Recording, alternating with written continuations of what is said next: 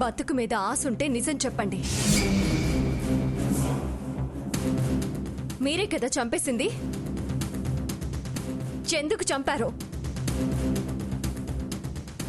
వాళ్లకు ఆశలున్నా నేను బతకనివ్వను. లే లే చెప్పవే, చెప్పు.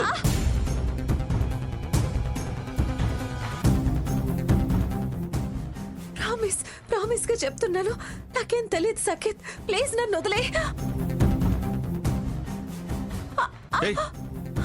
నీ ప్రామిస్లు, ప్రేమలు అన్ని అబద్ధాలే.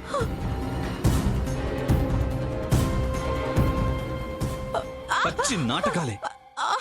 పిల్లడి విషయంలో ఇలా డ్రామాలాడే సొన్నని తప్పుడు దాన్ని చేశారు.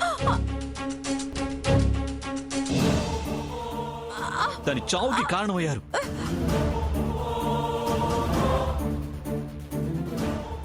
నిన్ను వదలను, చంపేస్తాను. ప్రవర్తించుకో. వెధవ రబ్బర్ బంతి ఆగిందని మమ్మల్ని దోషుల్ని చేస్తావా?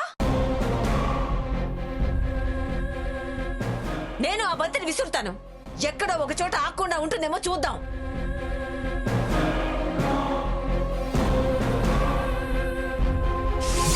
తప్పుకో.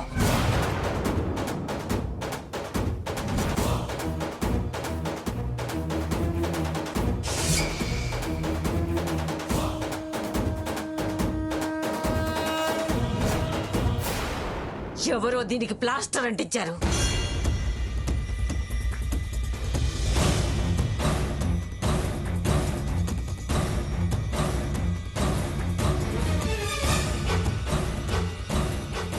ఇదిగో చూడండి, చూడండి, చూడండి, అందరూ చూడండి. దీనికెవరో ప్లాస్టర్ అంటించారు. మమ్మల్ని కేసులో ఇరికించాలని ఎవరో దీన్ని అంటించారు.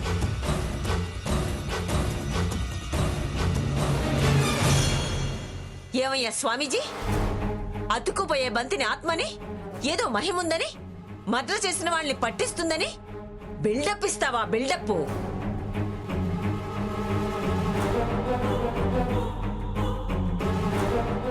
ఇప్పుడు చెప్పండి, మేం మర్డర్ చేశామా? లేకపోతే నిజంగా మర్డర్ చేసిన వాళ్ళు నేరం నుంచి తప్పించుకోవడానికి వాళ్ళ గది ముందు ఆకుండా ఉండాలని మా గది ముందు అతికించారా? చూడండి స్వామీజీ, చెప్పండి.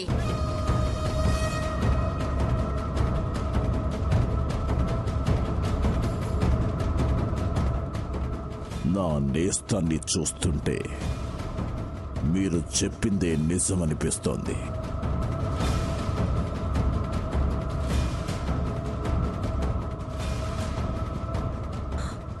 అమ్మమ్మగారు, నిజంగా మాకేం తెలీదు.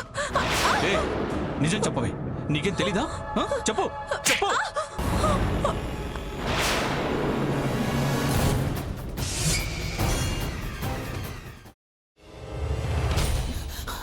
నువ్వు ఇంకేమన్నా చెప్పాలా?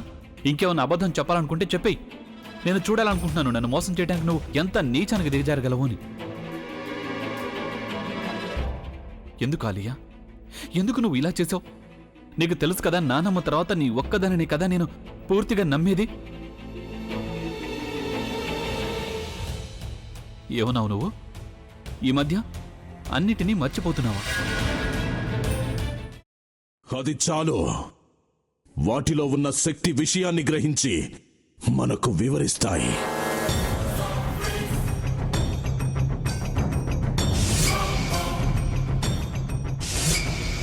ఎవరు ఆ దండ విప్పొద్దు, గది తలుపులు తెరవద్దు.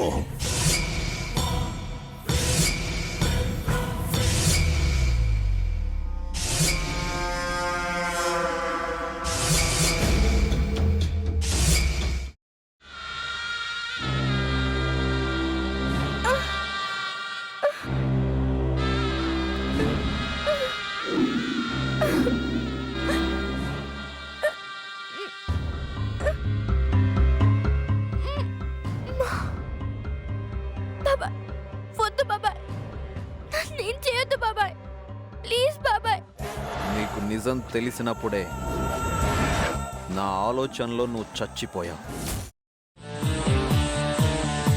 అబ్బా ప్లీజ్ కొంచెం తినండి ప్లీజ్. భీమారావు గారు మీరా? ఇగో మీరా కాదు సక్కుబాయ్. అవును, మీ పనామే లేచిపోయిందని చెప్పి కంప్లైంట్ ఇచ్చినావు కదా.